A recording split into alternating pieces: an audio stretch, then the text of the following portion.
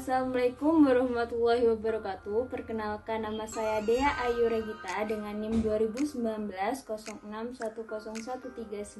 untuk mata kuliah Hukum Lingkungan kelas E.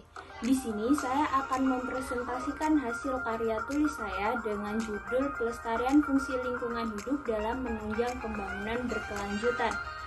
Berikut adalah penjelasannya. Bagaimana yang telah dikutip dari BPS Indonesia, akan mengalami peningkatan jumlah penduduk hingga mencapai 271 miliar jiwa, atau setara dengan 6,7% dari tingkat populasi dunia. Hal tersebut memberikan dampak yang begitu banyak, terutama potensi pelaksanaan lingkungan.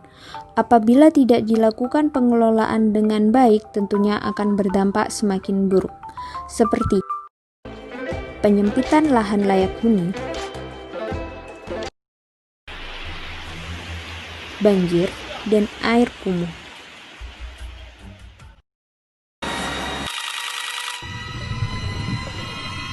Serta penumpukan sampah.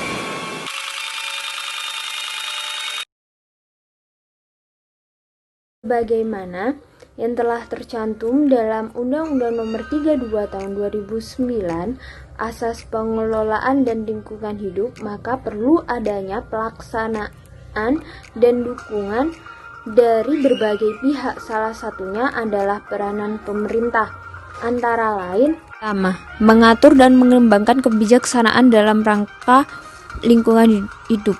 Dalam rangka mengatur pengelolaan lingkungan hidup berdasarkan kebijaksanaan nasional yang terpadu dan menyeluruh, perlu ditetapkan undang-undang yang meletakkan ketentuan-ketentuan pokok untuk menjadi landasan bagi pengelolaan lingkungan hidup.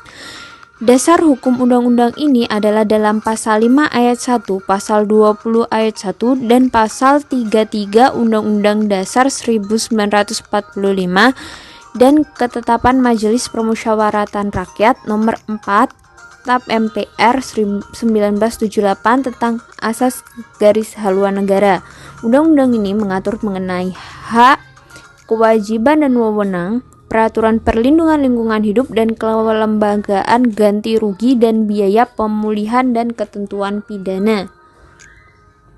Yang kedua, mengatur penyediaan, peruntukan, penggunaan, pengelolaan lingkungan hidup, dan pemanfaatan kembali SDA termasuk genetika.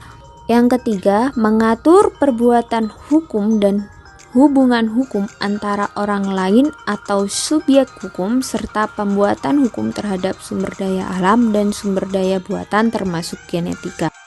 Prinsip-prinsip pembangunan berkelanjutan menurut Arif Zulfikri memiliki 4 macam. Yang pertama, pemerataan dalam keadilan sosial, yaitu pembangunan yang harus menjamin pemerataan sumber daya alam dan lahan untuk generasi sekarang dan generasi yang akan datang. Yang kedua, menghargai keanekaragaman. Keanekaragaman mempunyai 2 jenis. Yang pertama, keanekaragaman hayati dan keanekaragaman budaya. Keanekaragaman hayati berhubungan dengan keberlanjutan sumber daya alam, sedangkan keanekaragaman budaya berkaitan dengan perlakuan merata terhadap setiap orang. Yang ketiga, menggunakan pendekatan integratif, yaitu dengan mengutamakan keterkaitan antara manusia dengan alam. Yang keempat, perspektif jangka panjang yang berorientasikan tidak hanya pada masa sekarang akan tetapi masa depan. Jadi, dapat disimpulkan bahwa pengelolaan lingkungan termasuk pencegahan, penanggulangan kerusakan dan pencemaran serta pemulihan kualitas lingkungan telah menuntut dikembangkannya berbagai perangkat kebijakan dan program serta kegiatan yang mendukung oleh sistem pendukung pengelolaan lingkungan lainnya.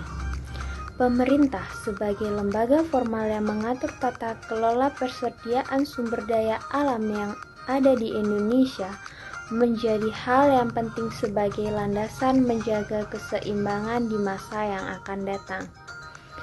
Dengan menetapkan kebijakan serta undang-undang yang tepat agar tercapainya pengelolaan sumber daya alam yang berkelanjutan. Sekian presentasi dari saya. Assalamualaikum warahmatullahi wabarakatuh.